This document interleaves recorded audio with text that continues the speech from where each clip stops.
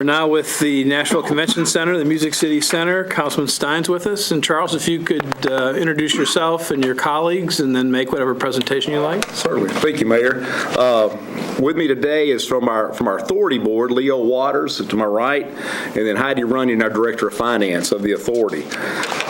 Just want to briefly talk on a couple of things, Mayor, as we look forward here as we move in toward fiscal 15, but in 14, of course, the authority continues to manage the existing Nashville Convention Center on behalf of the city. Of course, this is the year we had the transition with the Renaissance taking over the meeting space, which has went very smoothly as of the 1st of January. But I think it's kind of important to note that the Nashville Convention Center, even as we opened the new building back in May, still had a little over $30 million in economic impact that occurred there this year and that will by the end of the year. The old Convention Center. We had 60 events in there and 46,000 attendees that have come through that facility this year at the same time we've opened up the Music City Center. So it's had quite a stellar year as we've went through on its own as well. And as we transition into next year, into fiscal 15, certainly it's been announced about who was selected from the RFQ for the master redevelopment of the Nashville Convention Center, the group from Spectrum Emory, as we continue to work with them and with the Renaissance as we continue to move that forward, what is really one of the prime pieces of real estate here in Nashville.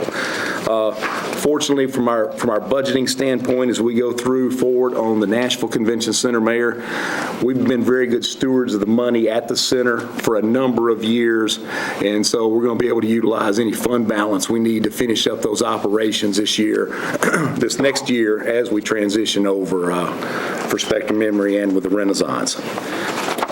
So I just wanted to briefly at least touch quickly on the Nashville Convention Center. Now to the Music City Center. I think we all know we had a phenomenal grand opening events over May 19 and 20.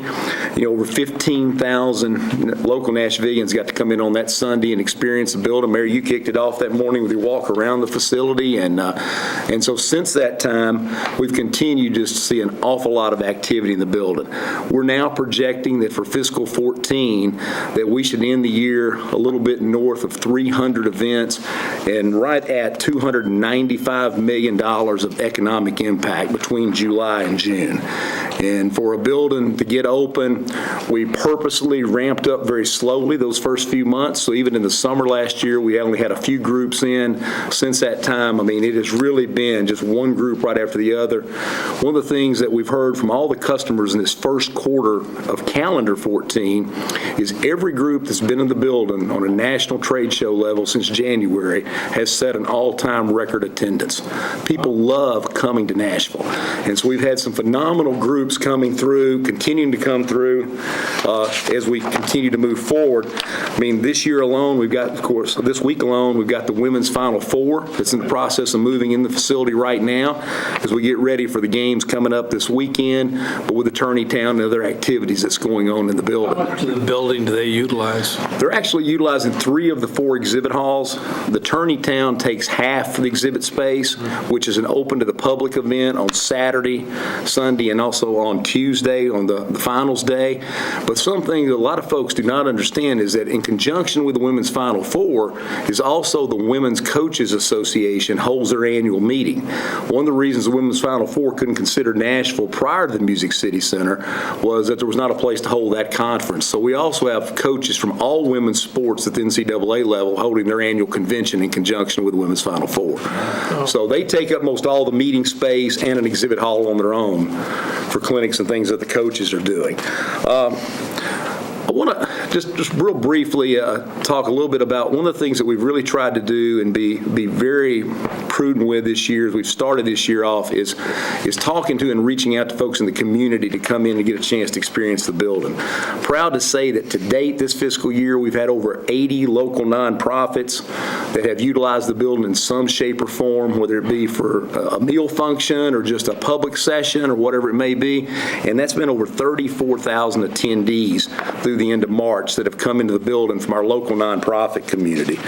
And one little fun fact I got to share today is that so far this fiscal year, we've now served Max, as you've met Chef Max many times, over 500,000 banquets through March already out of the kitchen this year. So What is he running for? What is he running for? He is running to convince folks that we really need to bring all their food and beverage business to the convention center. Just want to make sure he wasn't running for anything else. No, He gets more he's not. publicity than anybody I've ever Yeah. seen. I'm sure tell him I asked. Yeah, absolutely. I'd be happy to. We've also conducted 196 tours of the facility this year, including some online tours folks can sign up, with about 4,800 attendees there. As we look to the future, how do things look as we move forward? We currently have firm bookings out through 2026. So we have 229 convention trade shows on the books going out that are firm pieces of business out through 2026, with a little over 1.7 million attendees booked and just over 2.2 million room nights that are pre-booked out through 2026. This next year, as we look at fiscal 15, some of the groups folks will get to see in the building. We start out right the 1st of January. Mary Kay will be in town, so Greg, that tie will work very well that Thank week. you, So Charles. make sure you please bring that, okay? Thank you. If you'd like me to come welcome them, I'm happy Yeah, to. you got it.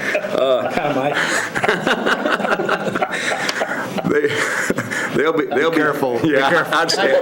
My I'm question moving time on to hasn't the- happened yet. I'm moving on to the next group. Hearth Patio that'll be with us. One that there's been an awful lot of conversation about, National Rifle Association, that will be here next April. But the one that we're going to have before all of those that we're very honored to have is in August. American Society of Association Executives will be coming to town, which is really the Super Bowl of meeting planners. We'll have 6,000 of our customers here in August and getting to experience downtown Nashville in the urban feel. So we're very excited to have them coming and see us in August. As we look to the numbers and the budget for this next year, we've been very pleasantly surprised in several areas of what we've been able to accomplish financially and revenue numbers. We're certainly on track to be on budget in fiscal 14. I can tell you, as we've presented to the authority earlier, the Finance Committee, our budget for 15 is still very aggressive, and what we're looking at with revenues where we think are very achievable, and then certainly trying to curtail our expenses where we can. The real thing we're seeing now is Mayor, this is, we started and opened the building in May. We really took all the consultants' reports, put those together. That's how our fiscal 14 budget was built. So for 15, we're able to look forward now and say, okay, we're really starting to get some historical operations experience in the building, and how will it operate for us as we move forward for future years. So we're very bullish on 15 and where it's coming in. Certainly one of the areas where we see expenses that we didn't have in 14, for example, is the building was under warranty for the first year. So our repair and maintenance expenses and those kind of things, up until May 1st, all that's covered. So now as we start into next year, we got to start paying those kind of expenses, which was anticipated in everything that we've looked at for the long term. Charles, any surprises on the expense side that you didn't anticipate? Greg, I think we're still seeing utilities are certainly a very big number of our operation. We are doing a much better job of controlling that now, I believe, but we kind of now know where that number looks like it's going to reside, which is an area that's quite a bit more than what initially was in the pro forma. But there's other areas we've been able to reduce expenses over that area. Absolutely. Yeah. So as we look, the great thing is that tax collections, as y'all know, continue to outpace. HVS, who did the pro forma work Tax for the collections, hotel, motel tax. Hotel motel tax collections, I'm sorry. Yes, sir. The fees on our out-of-town visitors who come here and spend all this time with us and pay for this, absolutely. So hotel occupancy tax collections continue to outpace the projections that HVS had. To a tune right now, since we started the collection of these for the Music City Center, currently we're running 14% above what HVS had forecasted. And so we continue to see very solid growth in that area and all of our revenue streams. And then just kind of, lastly, certainly we've got to look at not only the operations expenses, but how are we doing as far as paying our debt as we move forward on the bonds.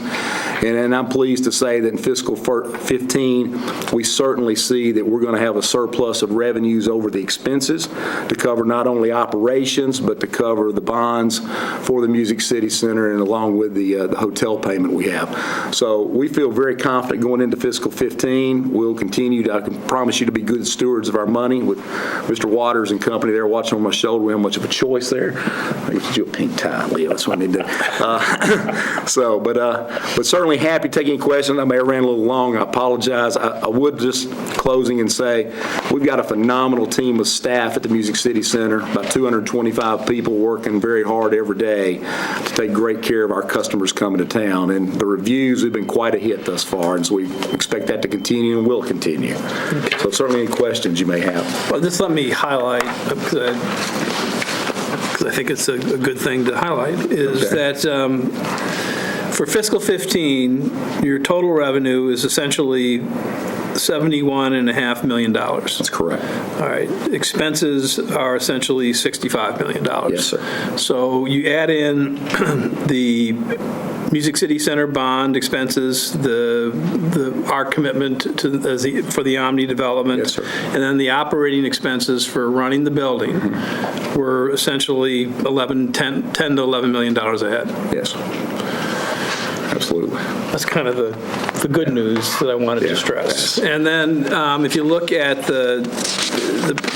where we've been with tax collections, which is the hotel motel tax largely what is paying for this project, we're 14% above what we projected when we went through the council approval process. Yes, sir. Absolutely correct. That's a good story. That's a great story. And let me compliment you on, congratulate you on the USA Today story where I guess it was a poll of visitors or readers that we were ranked number 3 in the country for convention center, attractiveness of the convention center, where people wanted to go to. Absolutely. Yeah. Which is a good sign. Yeah. How could we not be number 1 in that, Mayor? Well, transit, I think, is the issue. Actually, I looked at it, and if you, I'm not serious.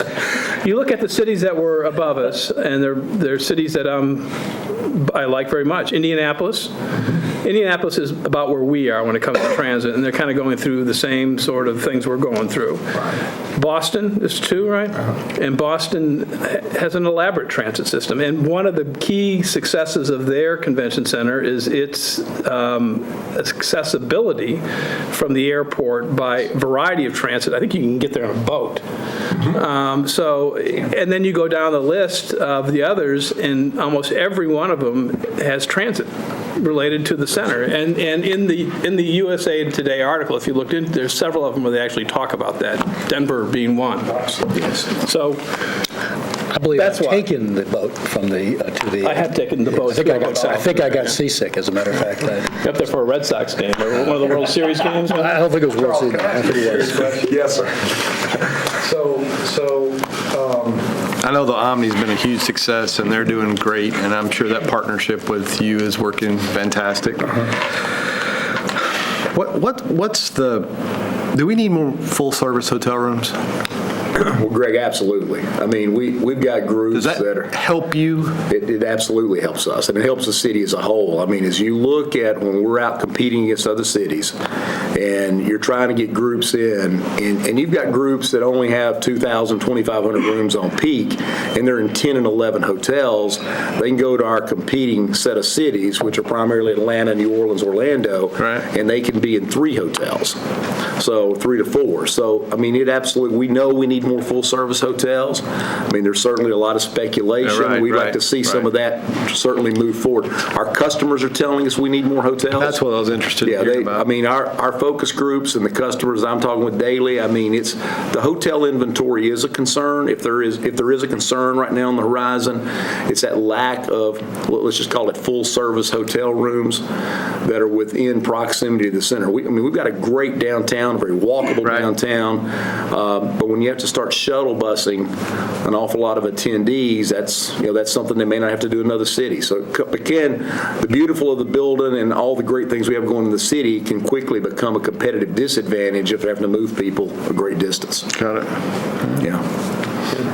Leo, you got anything you want to? Just, Mayor, when I got involved in this many years ago, it's a Music City Center. What really stands out to me is that we've had 80 local organizations, that the people of Nashville are using this building. And certainly we're focused on people coming from out of town, but it is the people of Nashville's building, and the 4,000-something people who've taken tours. I would hope that more people will come. It's a beautiful, magnificent building, and the artwork is second to none that you'll see. It's something Nashville to be proud of. And Somebody else paid for it. absolutely, it's paid for by people that come from Boston and other places. That's even I've better. been here for 30 years. I